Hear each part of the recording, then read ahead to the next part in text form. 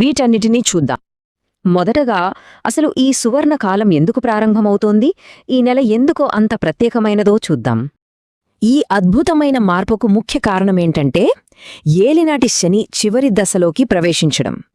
గడిచిన 5.5 ఏళ్లుగా పడిన కష్టాలు, వాటినుంచి ఇప్పుడు ఉపశమనం లభించబోతోంది. ఇది ఒక రకంగా పరిహార దశ అన్నమాట. అంటే ఇన్నాళ్లు కోల్పోయినవన్నీ తిరిగి పొందేందుకు గ్రహాలిప్పుడు పూర్తిగా సహకరిస్తాయి.